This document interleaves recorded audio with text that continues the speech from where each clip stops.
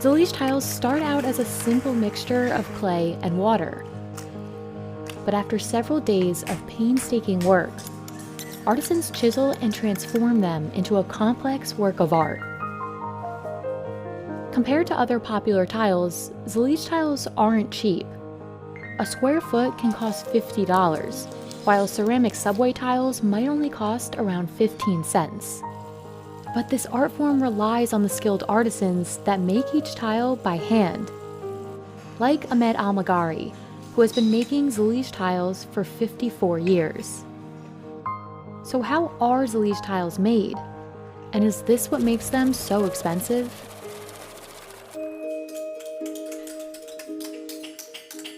While perfection is often valued, it's the imperfect qualities of Zalige that make the tiles so unique. Artisans in Morocco have been hand-making Zalige tiles for centuries.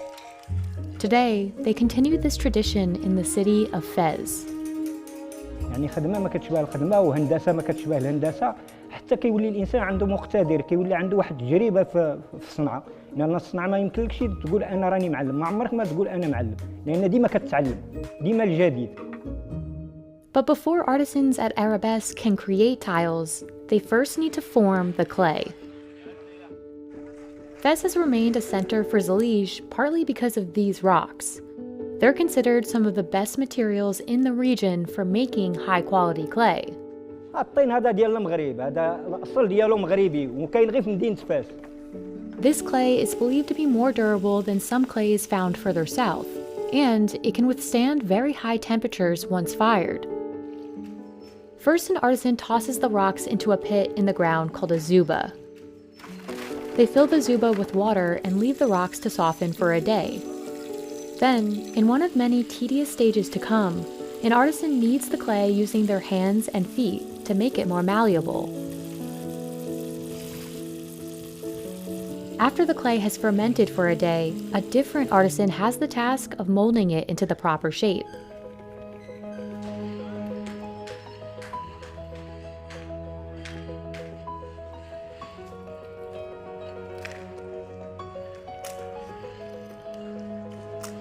The artisan places the clay into a mold, smoothing it over with one hand so the surface is flat.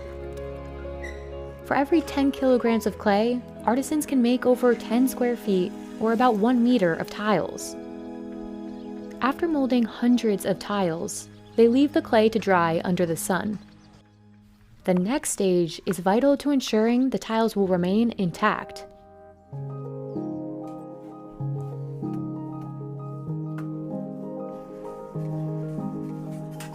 نحطوا القاله فوق منها القياس كنجيب واحد الكوتشيه جنويه كيضربها باش كتزقاد كتعطينا سنتيم ونص سنتيم وشويه على حساب القياس اللي بغينا حنا. Hitting the clay repeatedly also removes air bubbles. If the air isn't removed, the tile may break when an artisan later tries to chisel it. Once each piece is perfectly square, the tiles dry again under the sun. Finally, it's time for the clay to head to the kiln. Precision is critical at this stage, which is why just one person is trusted to lead the job.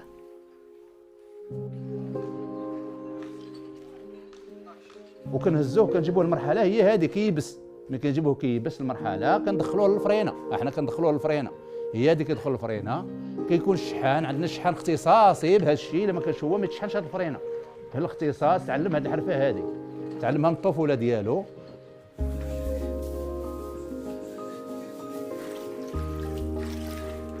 Abdelwahed glazes the tiles and then they're fired for a second time. This second firing ensures the color won't fade. It also gives Zalige tiles one of their most distinct features. Heat doesn't circulate evenly in a traditional Moroccan kiln, which is why each tile, even those with the same color glaze, will have a slightly different shade. But these tiles are just getting started. After glazing, the tiles move on to the cutting stage, where artisans trace the small shapes they'll later carve. Chiseling the tiles requires total concentration. Artisans must carve each piece as cleanly as possible. Otherwise, it may not fit properly into the final design. How well and efficiently this is done depends on the expertise of the artisan, and a tool known as the menkash. It's a combination of a hammer and an axe. Because they're hand-chiseled, no two Zelige tiles will look exactly the same. It's the prime feature that distinguishes Zelige from mass-produced tiles that are notably uniform in color, shape, and texture. Arabesque first creates designs on the computer. Then Ahmed uses a paper printout as a guide to assemble the final design on the floor. Ahmed inserts each individual tile by hand, like a puzzle piece, making sure every tile seamlessly fits next to its neighbor.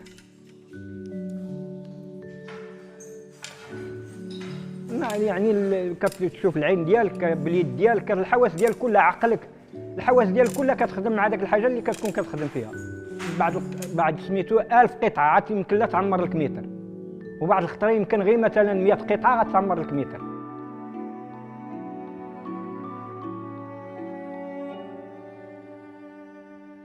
After about 15 days of assembling the pieces, Ahmed can reveal the finished design.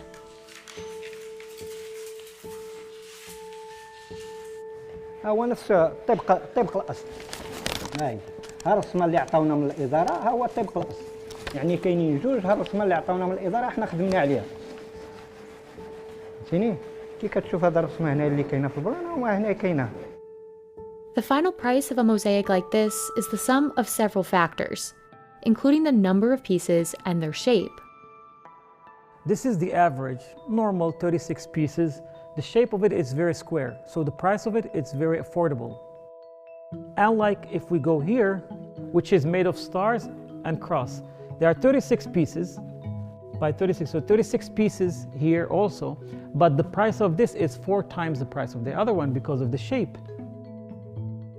Adil also considers the size of the tiles within a design. Smaller pieces are not as simple to chisel by hand. The smaller the tiles, the more expensive the design will be. There are areas where you have a square foot that can have 64 pieces, 128 pieces, 360 pieces versus 36 pieces. So if you have one that costs $10 per square foot, the other one might cost 10 times, $100 per square foot. The price increases further for more complex designs. This tile has an interlace. The interlace is automatically double the price. So if you have a $10 square foot, with the interlace it's $20. Centuries ago, Zelige tiles were reserved for royal palaces. Today, they've become synonymous with Moroccan design. You'll find them covering walls, floors, and fountains across Fez. When we talk about Morocco and Moroccan architecture, the first thing comes to mind is Zelige. But its influence goes beyond Morocco. Demand has grown in the US, especially in recent years, as notable designers like Kelly Worsler incorporate Zelige into their own work. But the way some are using the tiles is different. Rather than mosaics, they're creating monochromatic backsplashes.